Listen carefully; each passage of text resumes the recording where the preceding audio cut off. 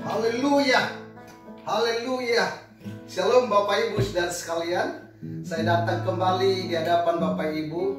Ini kita hari yang ke-6, tepat hari Sabtu tanggal 29 Mei 2021, memberitahukan atau menginformasikan apa yang dikatakan Tuhan Yesus tentang Roh Kudus, sehingga kita bisa lebih dalam mengenal Tuhan, khususnya di akhir zaman ini, dan kita menjadi kuat bahkan lebih daripada pemenang. Oh haleluya. Sebelumnya kita mengangkat satu pujian kepada Tuhan yang kita kagumi, Allah Roh Kudus. Allah Roh Kudus. Amin. Katakan, urapi aku Tuhan, urapi aku. Amin. Yes. Jalikanku dan bawaku rindu hadiratmu. Ku sembah kudus, amin,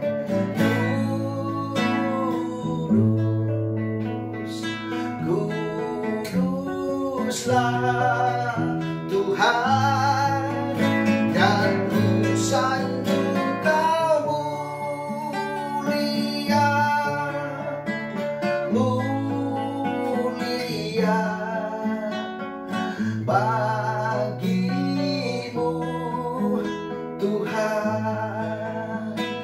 Ku sembah kudus,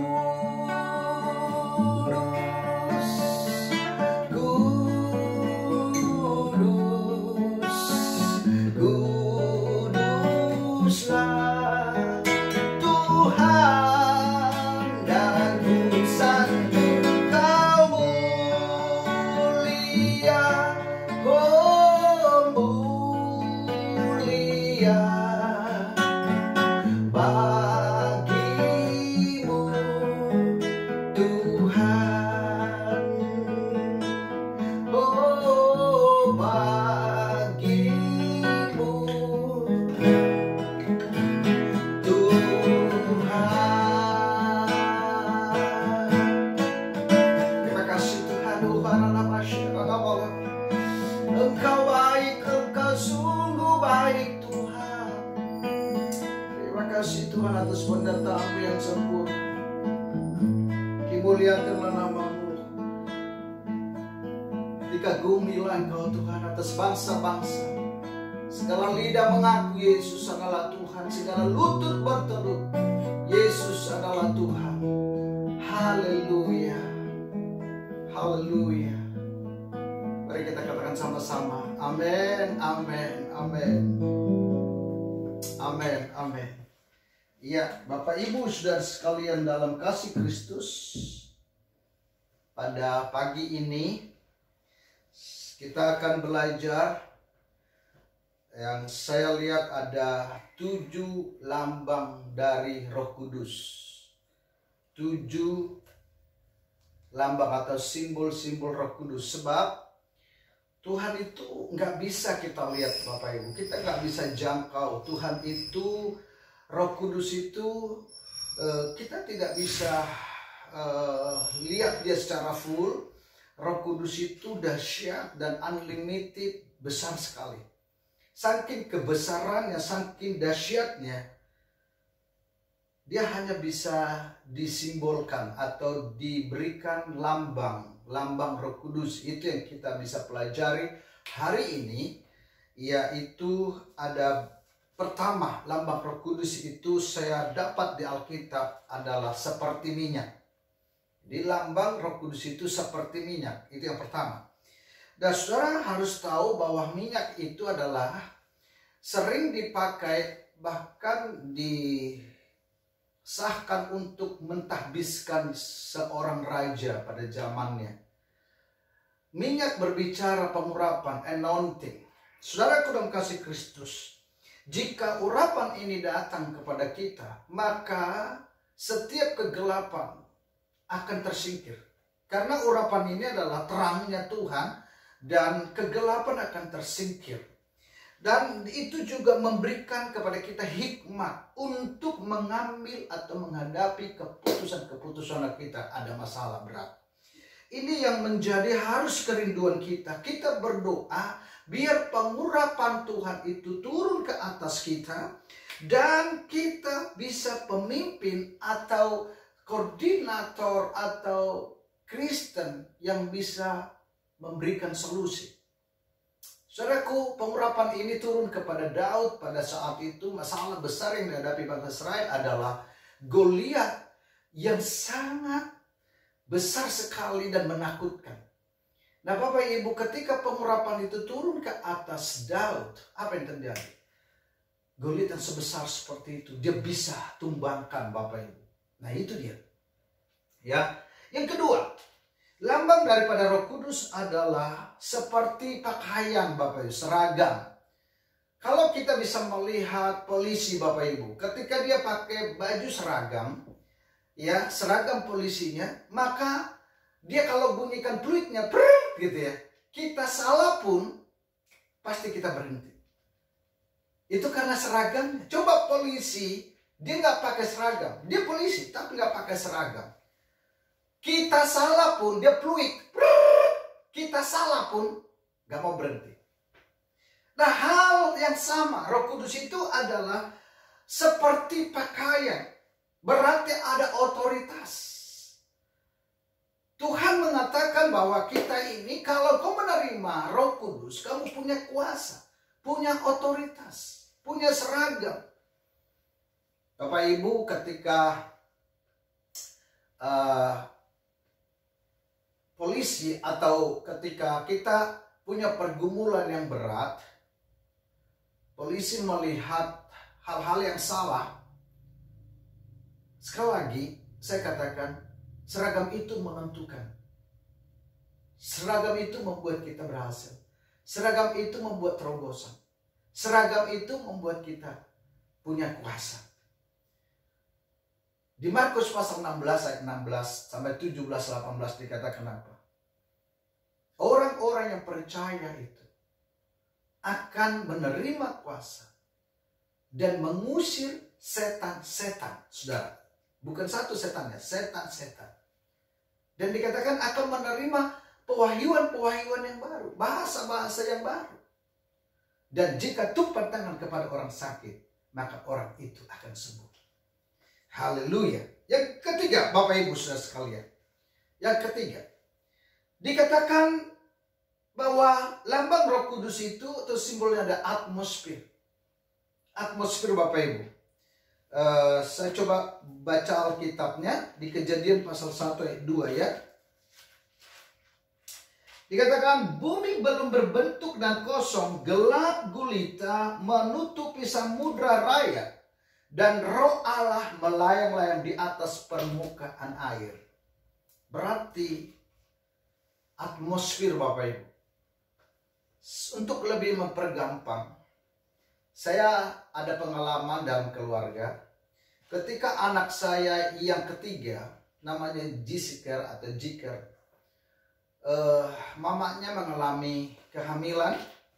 Dan singkat ceritanya 1 bulan 2 bulan. Dan bulan yang ketiga Bapak Ibu, baru terasa bahwa istri saya itu pendarahan. Ada darah atau bleeding ya. Nah hasil dokter mengatakan bahwa sesudah 4 bulan dicek, kami dikasih pilihan. Ini dikurek atau diteruskan. Wah, saya sebagai suami atau sebagai bapak daripada anak ini ada gentar-gentir juga. Ya Tuhan, kalau dilanjutkan kata dokter pasti ada resiko. Apakah otaknya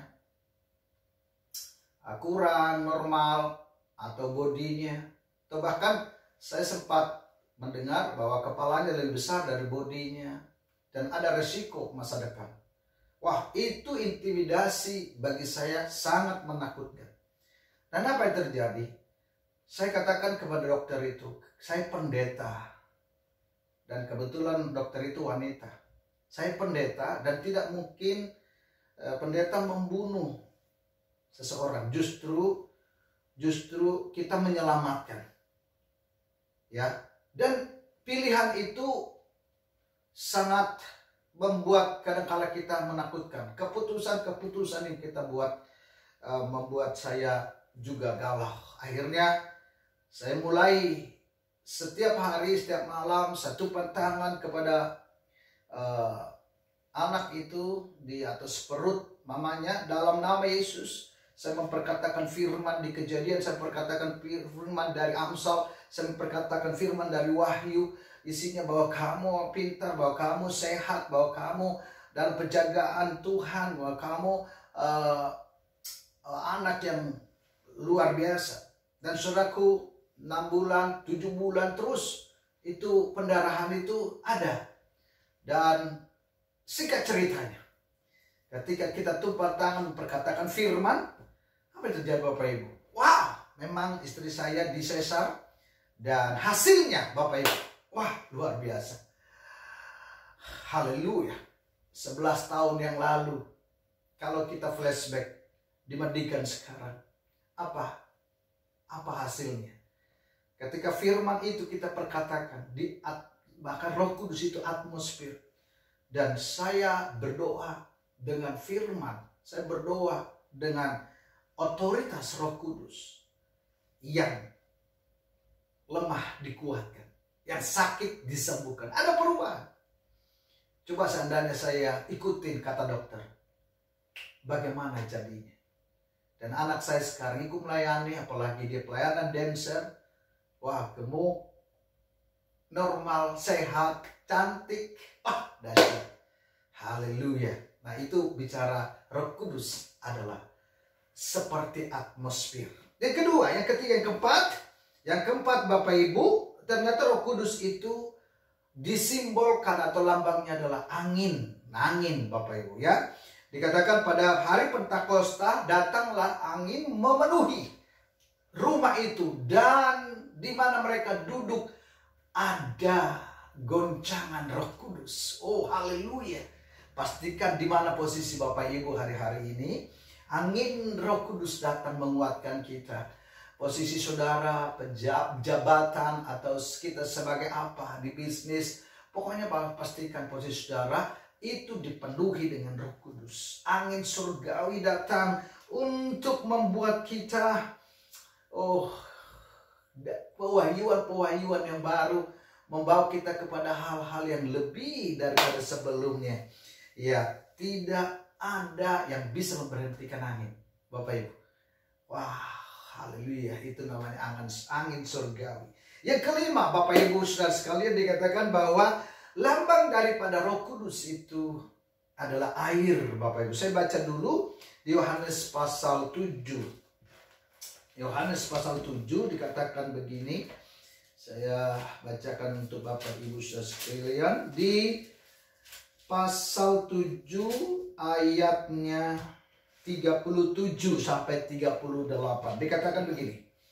Dan pada hari terakhir, yaitu pada puncak perayaan itu, Yesus berdiri dan berseru, barang siapa haus, baiklah ia datang kepadaku dan minum.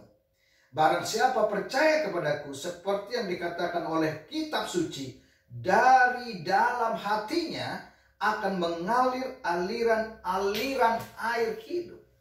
Roh Kudus dilambangkan, disimbolkan seperti air. Kalau kita minum, Bapak Ibu, minum apa?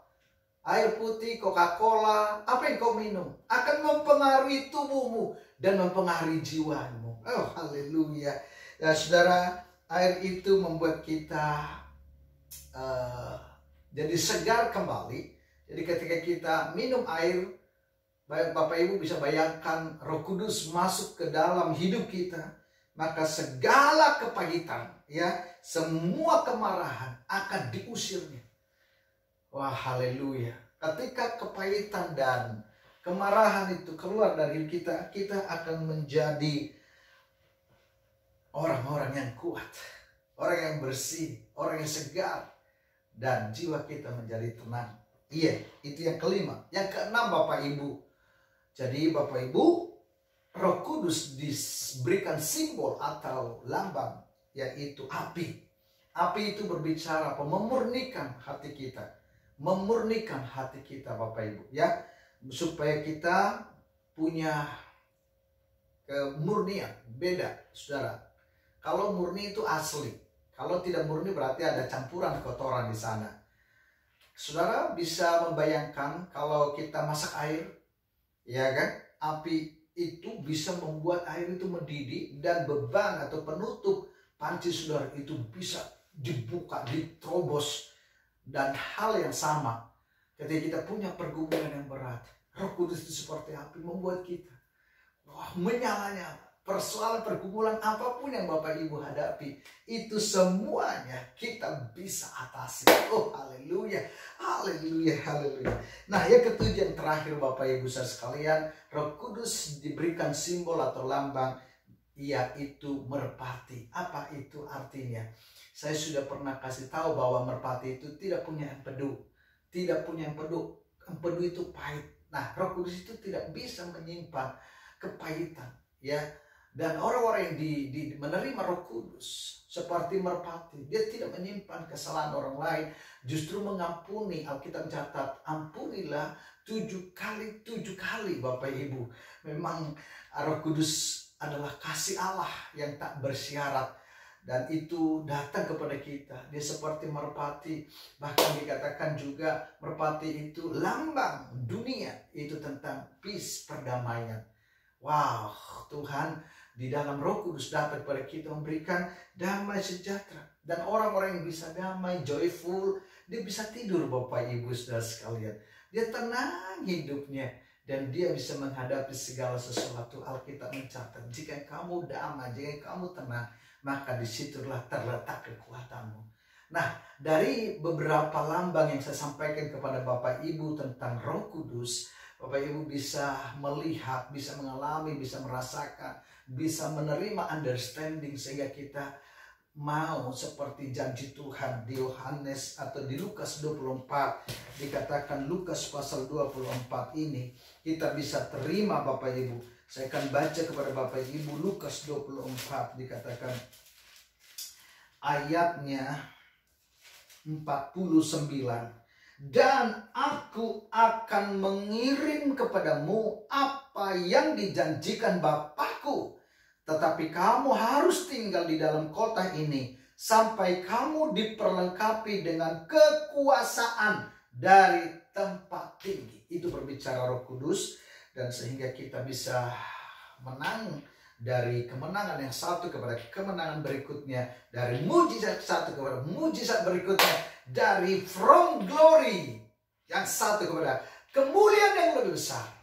Oh haleluya.